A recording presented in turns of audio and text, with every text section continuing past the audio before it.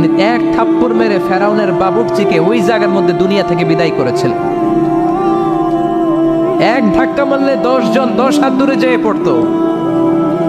উনি রেগে গেলে ওনার মাথার চুলগুলো টুপি আর পাগড়ি ভেদ করে উপরের দিকে এরকম খাড়া হয়ে দাঁড়িয়ে যেত। স্বয়ং মালাকুল মাউতকে থাপ্পড় মেরে চোখ কানা করে দিয়েছিলেন। এর কারণ মালাকুল মাউত মানুষের সুরাতে আসছিল আর অনুমতি নেয় নাই। ঘরের মধ্যে ঢুকার আগে অনুমতির দরকার আছে না নাই?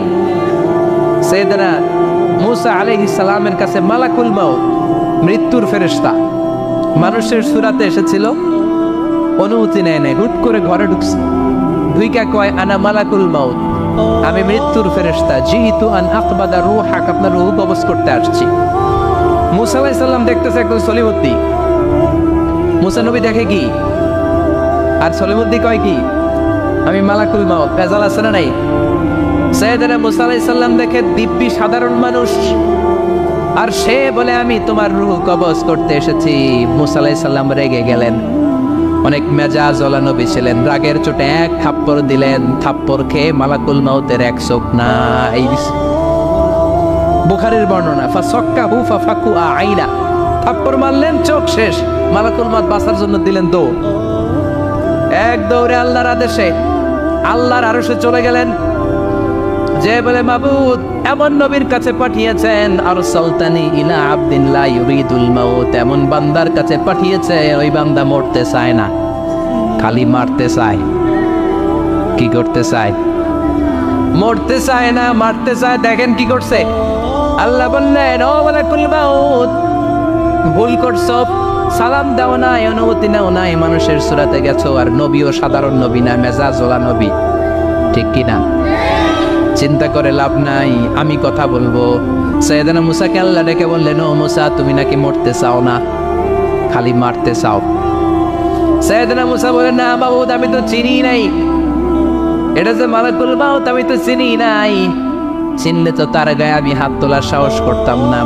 আল্লাহ বললেন ও মুসা যাও, দাইয়াদাকা আলা মাতনি সাউর, ওই যে একটা গাভী দেখা যায়, ষাঁড় দেখা যায়, ওই গরুর পিঠের উপরে তোমার ডান হাতটা রেখে দাও। সাইয়েদনা মুসা আলাইহিস সালাম গরুর পিঠের উপরে ডান হাত রাখলেন।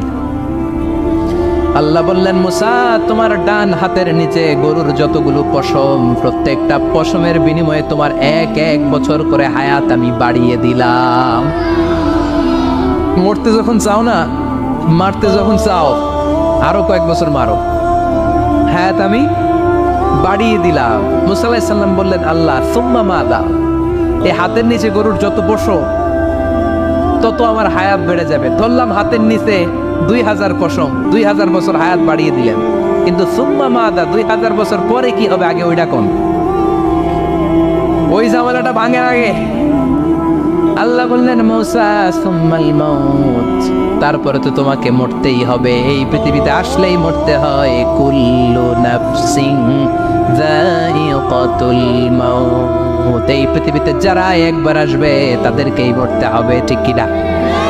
সাইয়েদনা মুসা আলাইহিস সালাম বললেন ফালআনা, তাহলে আর দেরির দরকার নাই, এখনই আমাকে নিতে বলেন। সুবহানাল্লাহ। মালাকুল মাউত এসে মুসা আলাইহিস সালামের রূহ কবজ করে ফেললেন। এই মুসা আলাইহিস সালামের সাথে সরাসরি আল্লাহর কথা হতো এই তুর পাহাড়ের উপর। সাইয়েদনা মুসা আলাইহিস সালাম আল্লাহর সাথে কথা বলতেন। পৃথিবীতে 4টা আসমানি কিতাব সবচাইতে সেরা। এক হচ্ছে তাওরাত, দ্বিতীয়ত জাবুর, তৃতীয়ত ইনজিল, চতুর্থত কোরআন। তাওরাত আল্লাহ নাজিল করেছেন সাইয়েদনা মুসা আলাইহিস সালামের উপর, জাবুর নাজিল করেছেন দাউদ আলাইহিস সালামের উপর, ইনজিল নাজিল করেছেন ঈসা আলাইহিস সালামের উপর, আর বিশ্বনবীর উপর নাজিল করেছেন কোরআন, ঠিক কিনা? এই তাওরাতকে রব্বুল আলামিন স্বয়ং নিজ হাতে লিখে কাঠের ফলকের মধ্যে, তক্তার মধ্যে লিখে সাইয়েদনা মুসা আলাইহিস সালামকে দিয়েছে। সুবহানাল্লাহ। এটাকে আরবিতে বলে আলওয়াহ। লাওহের প্লুরাল হচ্ছে আলওয়াহ। কাঠের তক্তার মধ্যে আল্লাহ নিজে তাওরাত লিখেছেন। কিসের মধ্যে লিখছেন? কথা বলেন, শুনতেছেন? মনোযোগ আছে? কাঠের তক্তার মধ্যে তাওরাত লিখলেন। লিখে মুসা আলাইহিস সালামকে বললেন মুসা ফিহি কুরআন, ফিহি হুদা, ফিহি হিদায়া, এই হচ্ছে তাওরাত কিতাব। আমি নিজ হাতে লিখে দিয়েছি। এর মধ্যে হেদায়েত আছে, এর মধ্যে বরকত আছে, এর মধ্যে বুরহান আছে, দলিল আছে। যাও এই কাঠের তক্তার মধ্যে লেখা তাওরাত কিতাবকে নিয়ে যাও, বনী ইসরাইলের কাছে এই তাওরাত কিতাবের দাওয়াত দাও। সাইয়েদনা মুসা আলাইহিস সালাম ছিলেন অনেক শক্তিশালী নবী। উনি ভাবলেন অল্প কয়েকটা তক্তা, কাউকে ডাকার দরকার নাই, আমার ভাই হারুন রে লাগবে না, আমি যথেষ্ট। আমার ভাই হারুন রে কষ্ট করে পাহাড়ের উপরে টেনে আনার দরকার নাই, 3-4টা তক্তা আমি নিজেই নিতে পারবো, নিজেই নিতে পারবো মনে করে সাইয়েদনা মুসা আলাইহিস সালাম আল্লাহর লেখা তক্তার উপরে যে তাওরাতের ফলক, এই ফলক ধরে টান দিয়েছে উঠানোর জন্য। আল্লাহ যেহেতু কিতাব দিয়েছে নিয়ে যায়, কিন্তু কি আজীব তামাশা, তক্তা ধরে কাঁধে তুলবে তো দূরের কথা, নাড়াতেই পারে না। সুবহানাল্লাহ, আসতে বলেন, নাড়াতেই পারেন। বছরে সিনিন আল্লাহ বললেন তিন আর জাইতুনের কসম, মানে ফিলিস্তিনের কসম। বছরে সিনিন, তুর পাহাড়ের কসম, যেই তুর পাহাড়ের উপরে আমি তাওরাত কিতাব নাযিল করেছি। তাওরাত কিতাবটাকে কাঠের ফলকের মধ্যে লিখে বললেন মুসা নিয়ে যাও। মুসা আলাইহিস সালাম নিতে পারে না, মনে আছে? মনে আছে আপনাদের না ভুলে গেছেন? মুসা আলাইহিস সালাম ধরলেন, নাড়াতে পারেন না, আর কাঁধে তুলবে তো দূরের কথা, নাড়াতেই তো পারেন। এত শক্তিশালী নবী। তাওরাতের যে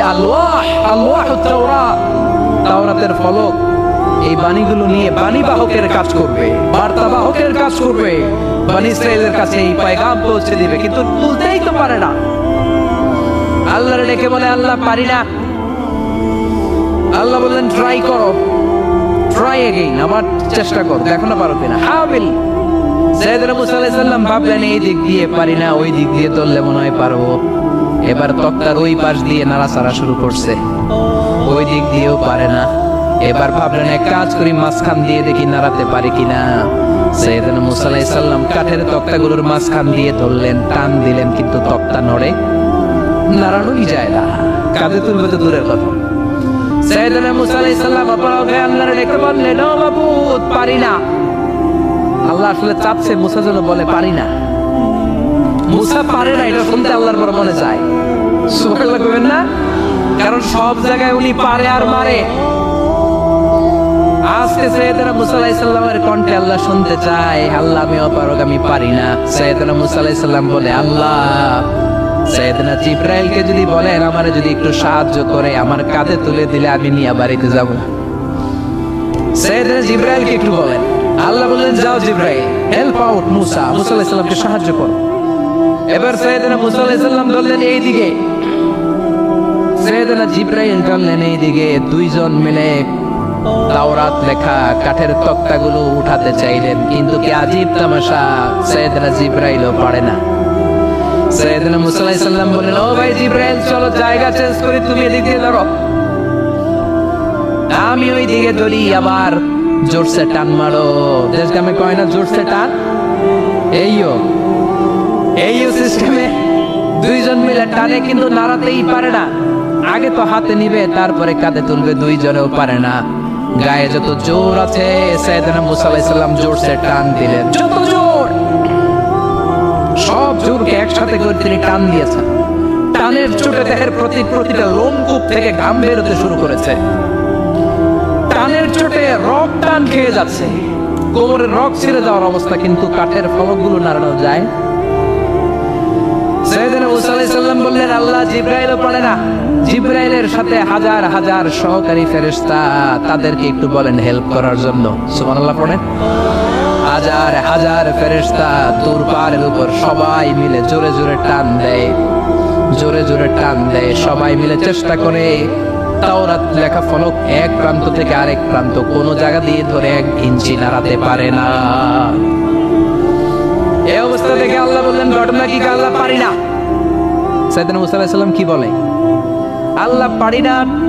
আল্লাহ বললেন, মুসা, এই ফলকগুলোর এত ওজন নয়, কাঠের এই তক্তাগুলোর এত ওজন নয়, কিন্তু এই কাঠের তক্তার মধ্যে যে বাণীগুলো লেখা হয়েছে, বাণীগুলো কার? এটা আমার বাণী, আমার কথা। এই জিনিসটা বোঝানোর জন্য আমি এটার ওজনকে ভারী করে দিয়েছি। এবার জিব্রাইলের সহকারী ফেরেশতা লাগবে না, জিব্রাইলের সহযোগিতা লাগবে না, তোমার গায়ে আমি যেই জোর দিয়েছি টান দিয়ে দেখো সবগুলারে কাঁধে তুলে নিতে পারবা। সাইয়েদনা মুসা আলাইহিস সালাম এবার বিসমিল্লাহ বলে সবগুলো তাওরাত লেখা কাঠের তক্তাগুলো কাঁধে নিয়ে এক দৌড়ে বাড়ি। আল্লাহু আকবার। যেই পাহাড়ের উপর এই তক্তা টানাটানির ঘটনা ঘটেছে পাহাড়টার নাম, এজন্য আল্লাহ বললেন ওয়াত-তিনি ওয়াজ-যাইতুনি ওয়া তুরি সিনিন ওয়া হাযাল বালাদিল আমিন।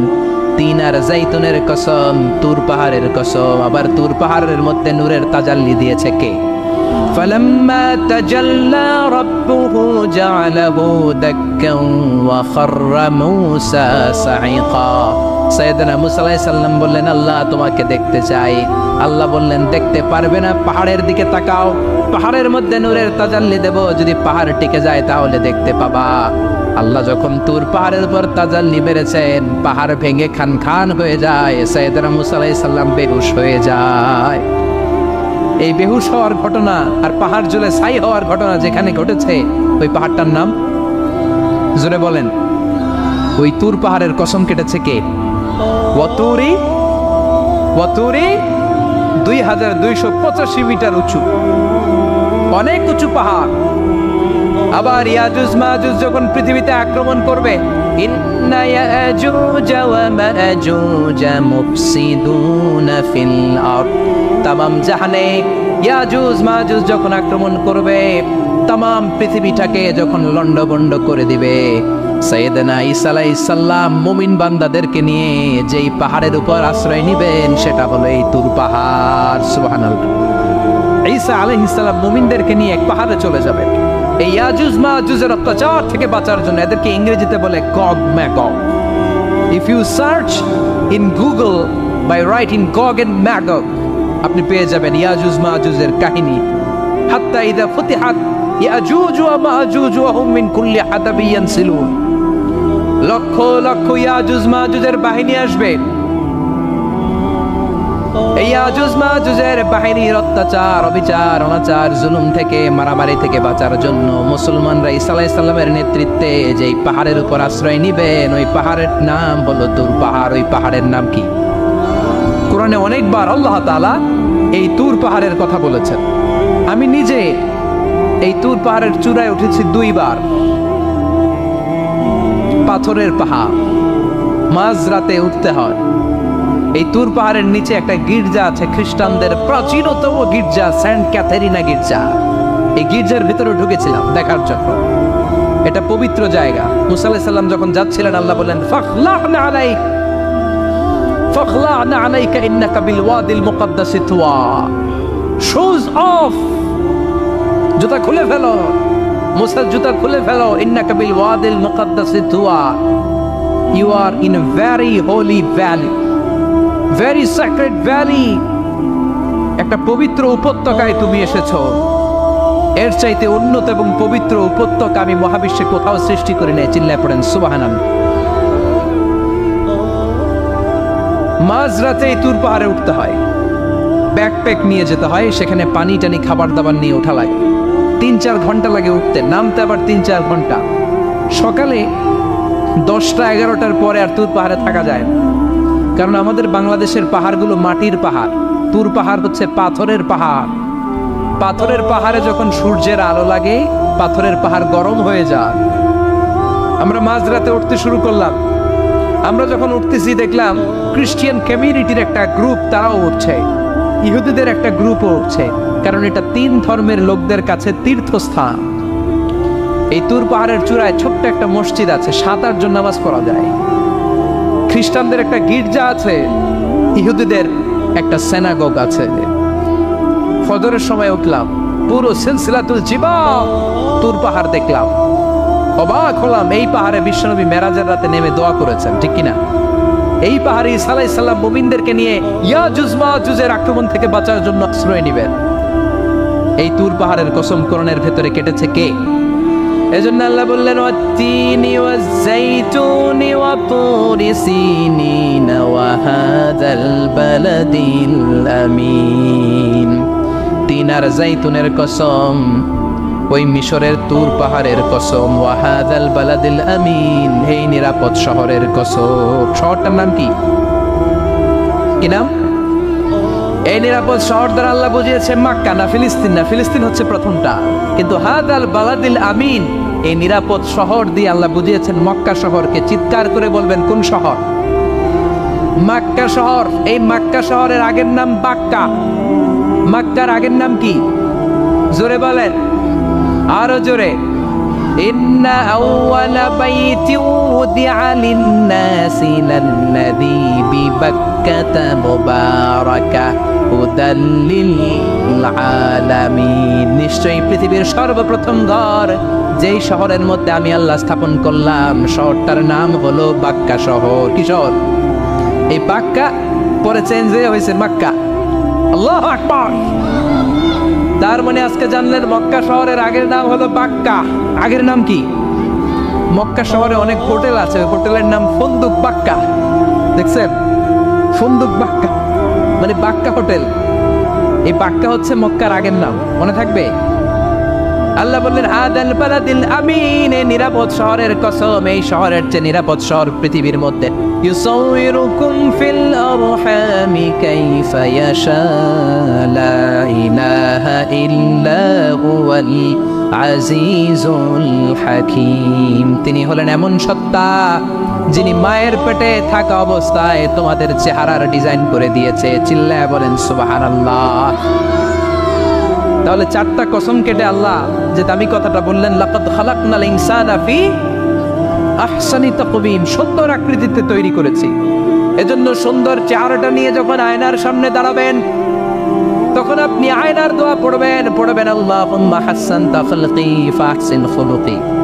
বিশ্বনবীর চেহারা সুন্দর বেশি না কম? জোরে বলেন।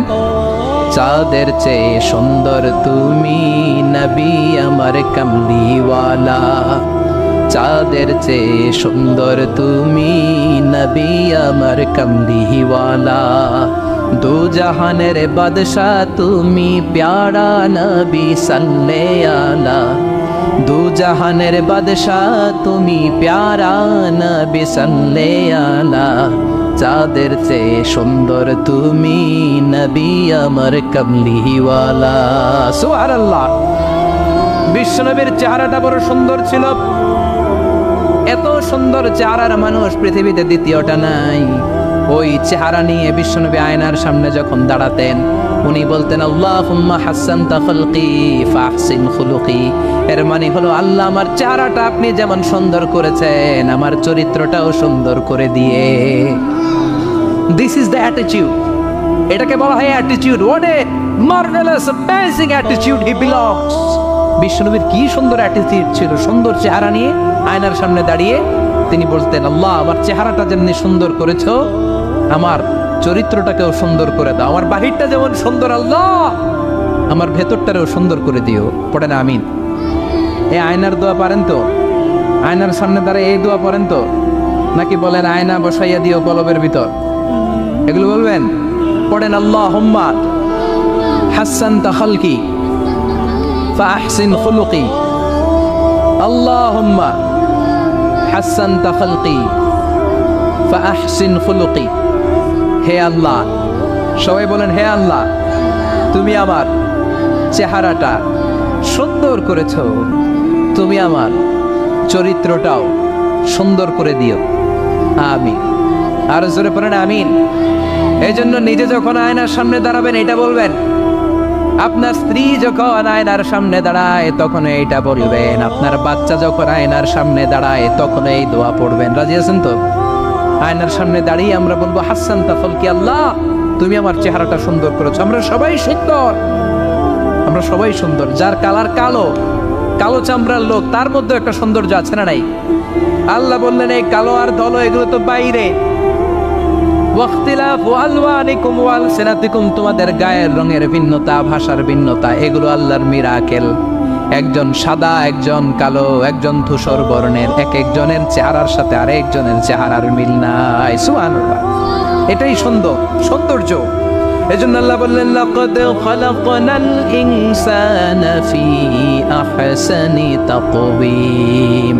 আমি গোটা মানব জাতিকে চমৎকার একটা স্টাইল দিয়ে তৈরি করেছি, এই স্টাইলের সাথে পৃথিবীর কোনো প্রাণীর কোনো মিল থাকে না। সুবহানাল্লাহ, কি অসাধারণ আমাদের কাঠামো। আপনি যদি হিউম্যান ব্রেইন নিয়ে চিন্তা করেন, আমাদের ব্রেইনের ক্যাপাসিটি কিন্তু অনেক বেশি। এই পৃথিবীতে সবচেয়ে পাওয়ারফুল যে কম্পিউটার আবিষ্কার করা হয়েছে এটার নাম Cray one super computer. United States of আমেরিকাতে যারা মিলিটারি বেসে জব করে তাদের ম্যাথমেটিক্যাল ইকুয়েশন ড্র করার জন্য, সলিউশন করার জন্য এই ক্রে-1 সুপার কম্পিউটার তারা ইউজ করে। বিজ্ঞানীরা হিউম্যান ব্রেইনের ক্যাপাসিটির সাথে ওই ক্রে-1 সুপার কম্পিউটারের তুলনা করেছে। তারা তুলনা করে দেখেছে ক্রে-1 সুপার কম্পিউটারের চেয়েও আমাদের ব্রেইন শতগুণ বেশি শক্তিশালী। আমাদের হেয়ারিং সিস্টেম নিয়ে যদি আপনি গবেষণা করেন অবাক হয়ে যাবেন। এই যে কানের মধ্যে এখানে পেঁচানো দেখা যায়, এটা কি আল্লাহ এমনি এমনি দিছে? মা খালাকতা হাদা বাতিলা, এমনি এমনি আল্লাহ কিচ্ছু দেয় নাই। এই পেঁচানো ডিজাইন না থাকলে আপনি শুনতে পেতেন না। আপনার কান দুইটা যদি কেটে কান কাটা রমজান করে দেয়, আপনি কোনো আওয়াজ শুনতে পাবেন না। এই কানের ডিজাইনগুলো, এই আঁকাবাঁকা পথগুলো আল্লাহ তাআলা দিয়েছে ইথারে ভেসে আসা সাউন্ডগুলোকে ইলেকট্রিক্যাল সিগন্যালের মাধ্যমে ভেতরে ঢুকানোর জন্য। কানের তিনটা পার্ট থাকে, একটা হচ্ছে আউটার এয়ার, একটা হচ্ছে মিডল এয়ার, তারপরে হচ্ছে ইনার এয়ার, মাঝখানে এয়ার ড্রাম থাকে। এই আউটার এয়ার থেকে, মিডল এয়ার থেকে তারপরে ইনার এয়ারে ইলেকট্রিক্যাল সিগন্যাল দিয়ে বাতাসে ভেসে আসা এই সাউন্ডের ওয়েভগুলো, এই তরঙ্গগুলোকে ইলেকট্রিক্যাল সিগন্যাল দিয়ে ট্রান্সমিট করে ব্রেইনের হেয়ারিং নার্ভের কাছে পাঠিয়ে দেয়। এই সূক্ষ্ম কাজগুলো হতে আসলে অনেক সময় লাগে, কিন্তু 1 সেকেন্ডের মধ্যে আমি বলছি আর আপনারা সেকেন্ডে শুনছেন। চিল্লা এখন সুবহানাল্লাহ। আবার কান যেখানে রাখা দরকার আল্লাহ ওইখানে রাখলেন, চোখ দুইটা যেখানে দেয়া দরকার ওইখানে দিলেন, নাক যেখানে দেয়া দরকার ওইখানে, মুখ যেখানে দেয়া দরকার। এর চেয়ে সুন্দর করে কি আর তৈরি করা যেত? নাক এইখানে না রেখে অন্য জায়গায় সেট করলে কি বেশি সুবিধা হতো? নাক যদি পেছনে থাকতো, খাওয়ার সময় খাবারটা বাসি না ভালো এটা ঘ্রাণ নেয়ার জন্য সব সময় খাবার পেছনে নিয়ে ধরা লাগতো, ঠিক কিনা? তার মানে নাক এই জায়গায় রাখাতে সুবিধা হয়েছে না? সুবহানাল্লাহ করবেন না? কি সুন্দর মুখটা দিলেন, হ্যাঁ, কি সুন্দর চোখ দিলেন। এই কান দিয়ে আমরা শুনি, দেখেন কানের সেটিংটা কত সুন্দর। ধরেন ফর এন এক্সাম্পল, উদাহরণস্বরূপ এই কানটা আল্লাহ এইখানে না রেখে এই কান যদি আপনার এই বাম বগলের ভিতরে দিত, আর এই কান যদি আপনার এই বগলের নিচে দিত, তাহলে আজকে মিজানুর রহমান আজহারের ওয়াজ শোনার জন্য সবার এইভাবে বসে থাকা লাগতো 1.5 ঘন্টা। কারণ এইভাবে এখন যেভাবে আছেন এইভাবে বসে থাকলে তো কান চাপা পড়ে যেত, কথা একটাও শোনা যেত না। সুবহানাল্লাহ করবেন না? চোখের সেটিংটা কত সুন্দর। চোখ এইখানে না রেখে যদি মাত্র 2 ইঞ্চি উপরে এইখানে দিত, সেজদা দিতে পারতেন। শীতকালে যে ফুটবল খেলেন, হেড দিতে পারতেন। হেড দিতে গেলে বল চোখের মধ্যে লাগে, চোখ শেষ। সুবহানাল্লাহ পড়েন। কি অসাধারণ অবকাঠামো। এই হিউম্যান অ্যানাটমি নিয়ে গবেষণা করলে মানুষ অবাক হয়ে যায়। দেহের ভেতরে কি সমস্ত যন্ত্রপাতি দিলেন, কিডনি দিলেন, গল ব্লাডার দিলেন, হার্ট দিলেন, লাং দিলেন।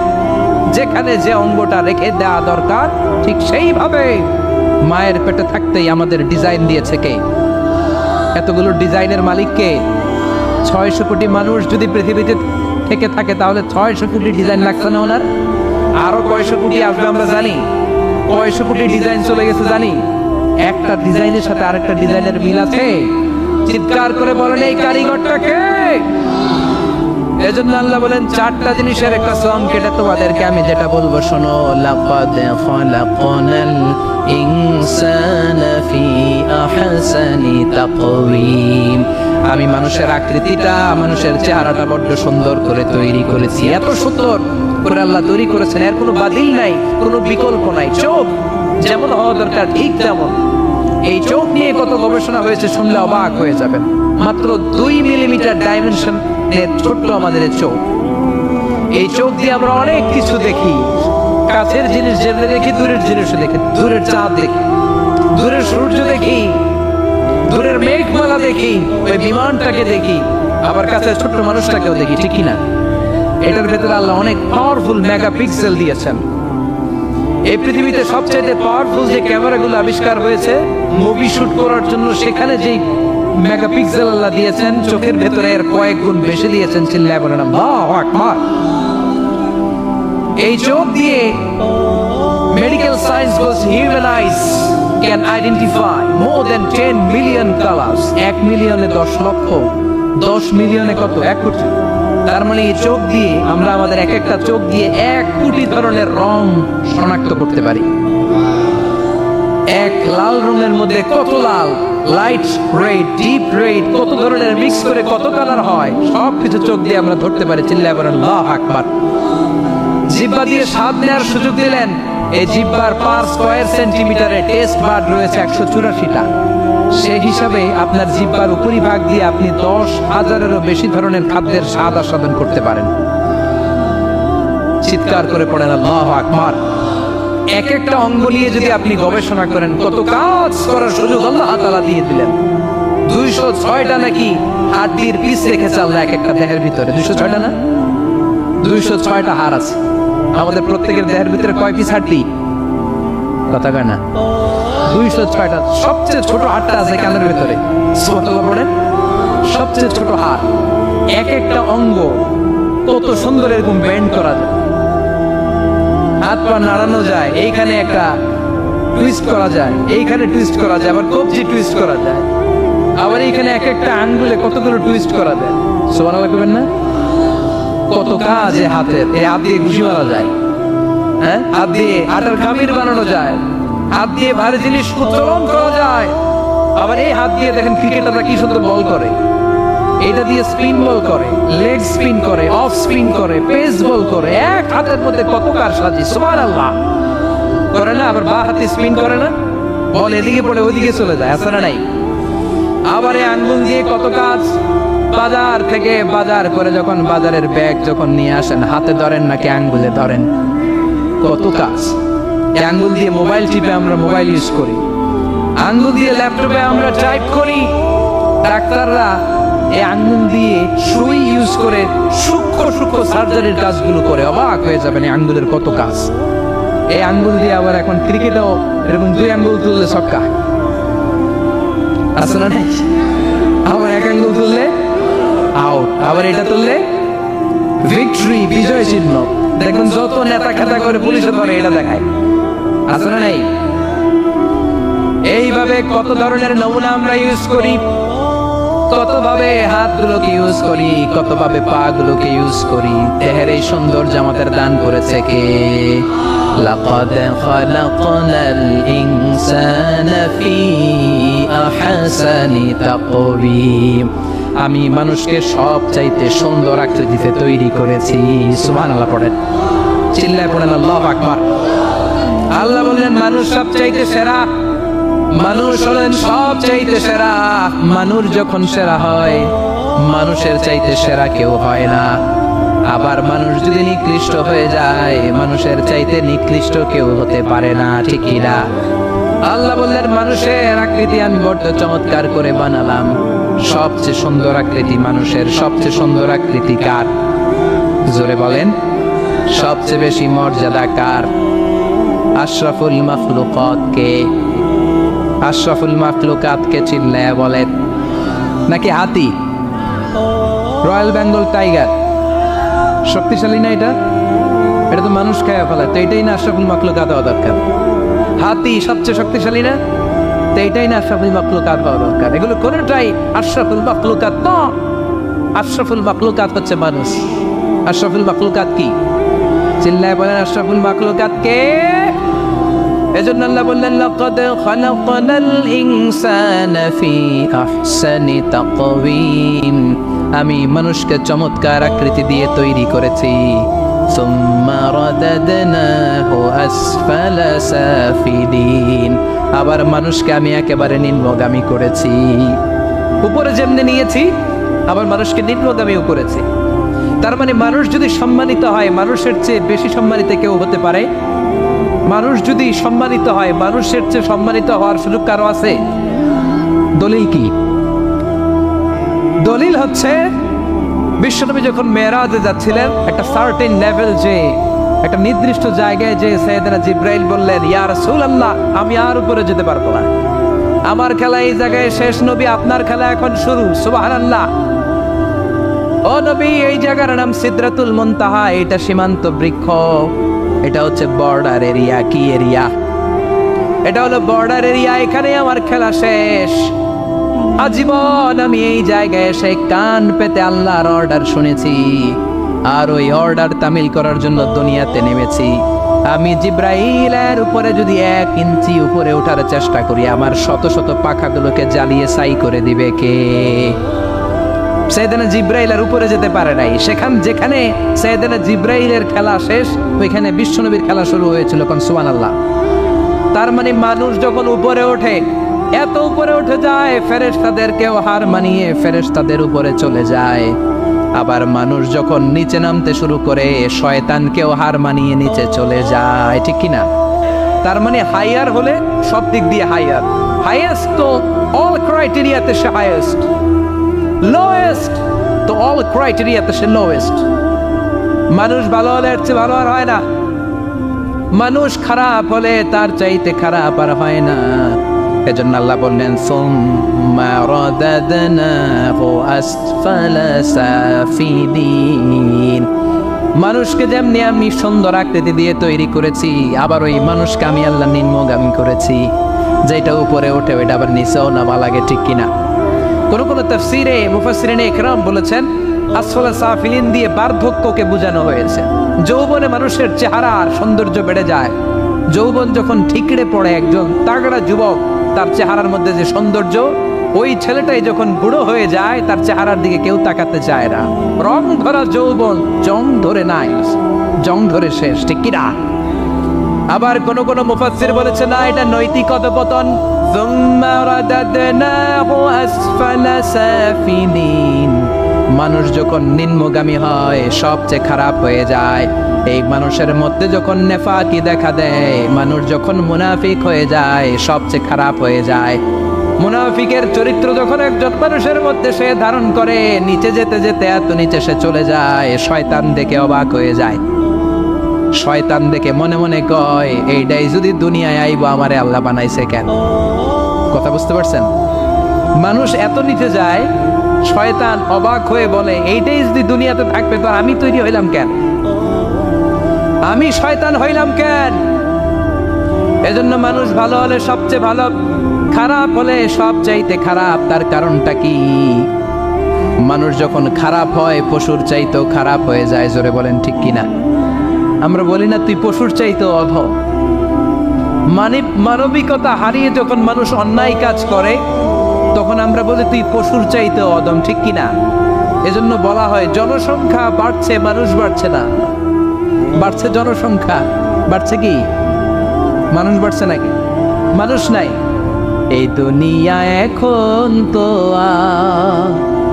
সেই দুনিয়া নাই। মানুষ নামের মানুষ আছে, দুনিয়া বোঝায়। সেই মানুষের ভিড়ে আমার আসল মানুষ নাই। এই দুনিয়া এখন তো সেই দুনিয়া নাই। মানুষ নামের মানুষ আছে, দুনিয়া বোঝায়। সেই মানুষের ভিড়ে আমার আসল মানুষ নাই। আসল মানুষের বড় অভাব। এজন্য বাড়ছে জনসংখ্যা, মানুষ বাড়ছে না। মানুষ যখন খারাপ হয়ে যায়, পশুকেও হার মানায়। আল্লাহ বলে উলাইকা কাল আনআম বাল হুম আদাল উলাইকা হুমুল গাফিলুন। কারণ একটা সিংহ কখনো আরেকটা সিংহকে মারে না। খেয়াল করে বুঝেন, সিংহ কোনোদিন সিংহ মারে নাকি? বাঘ বাঘ মারে নাকি? হাতি কোনোদিন হাতি মারে নাকি? কিন্তু মানুষ মানুষকে মারে, ঠিক কিনা? আওয়াজ করে উত্তর দেন, একটা বাঘ আর একটা বাঘকে 8 টুকরা 10 টুকরা করে নাকি? একটা হাতি আর একটা হাতিকে কোনোদিন 20 টুকরা 14 টুকরা করে নাকি? কিন্তু একটা মানুষ আর একটা মানুষকে 8 টুকরা 14 টুকরা 20 টুকরা করে, ঠিক কিনা? এজন্য আল্লাহ বললেন সুম্মা রাদাদনাহু আসফালা সাফিলিন। মানুষ যখন শ্রেষ্ঠ হয়, মানুষের চাইতে শ্রেষ্ঠ যেমনি কেউ আর হতে পারে না। আবার মানুষ যখন নিকৃষ্ট হয়ে যায়, মানুষের চাইতে নিকৃষ্ট আর কেউ হতে পারে। এজন্য ভালো হওয়ার দরকার আছে না নাই? তার মানে মানুষ যেমনি উপরে ওঠে আবার নিচেও নামতে পারে, মানুষের যেমনি সুযোগ আর সম্ভাবনা বেশি, মানুষের মধ্যে বিপদ খুব বেশি, কিন্তু দুই শ্রেণীর ব্যক্তিকে বিপদ স্পর্শ করে না। কয় শ্রেণী? আরো জোরে বলেন।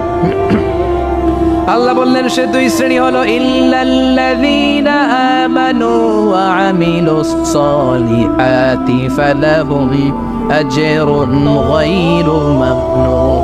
যারা ঈমান আনবে আর সৎকর্ম করবে, এক আল্লাহর উপরে যারা বিশ্বাস রাখবে আর যারা দুনিয়াতে নেক আমল করবে, তাদের জন্য প্রতিদান রেখেছে কে? তাদেরকে জান্নাত দেওয়ার জন্য প্রস্তুত হয়ে আছে আল্লাহ। জোরে কোন ঠিক কিনা? মায়ের এক ধার দুধের দাম, কাটিয়া গায়ের চাম, বাপস বানাইলেও ঋণের শোধ হবে না, এমন দরদি ভাবে কেউ হবে না আমার মা গো। যাদের মা নাই তারা জানে মা না থাকার কি জ্বালা, যাদের বাবা নাই তারা জানে বাবা না থাকার কি জ্বালা। এখন ঘরে ঝগড়া করেন, এখন ভাল লাগে না আব্বা আম্মারে, এখন আব্বা এই ভুল ধরে, আম্মা এইটা বলে, এখন অনেক অসহ্য লাগে। তো যেদিন চলে যাবে ওই দিন বুঝতে পারবেন মাথার উপর থেকে ছাতাটা নাই হয়ে গেছে, বটবৃক্ষটা চলে গিয়েছে, আর উপদেশ দেওয়ার মতো কেউ নাই, কাছে আগলে রাখার মতো কেউ নাই। এজন্য আব্বা আম্মা থাকতে আমরা যেন আব্বা আম্মার কাছ থেকে দোয়া চাই। আব্বা আম্মার দোয়া কোনোদিন আল্লাহ তাআলা ফিরিয়ে দেয়। আমরা আব্বা আম্মারে রেখে দিয়ে অমুক দরবারে যাই, অমুক দরবারে যে দোয়া চাই, আসল বড় দরবার যে আমার ঘরে, এটাই বলে যাই। আমার আব্বার চেয়ে বড় কোনো পীর সাহেব আমার জন্য হতে পারে, আমার মায়ের চেয়ে বড় দোয়াকারী আমার জন্য পৃথিবীতে থাকতে পারে। পৃথিবীর সবাই মিলে, সব আল্লাহর ওলিরা মিলে কোরআন খতম দিয়ে এখানে ফু দিল একটা গ্লাসের পানির ভিতরে, আপনার আম্মা কিংবা আব্বা শুধু বিসমিল্লাহ বলে আরেকটা গ্লাসের পানির মধ্যে ফু দিল, মায়ের দোয়াটা মুহূর্তেই কবুল করে নিবে কে? আম্মা আব্বার চেহারার দিকে তাকালেই কবুল হজের সওয়াব দেয় কে? হজ করে আসছেন কারা কারা দেখি?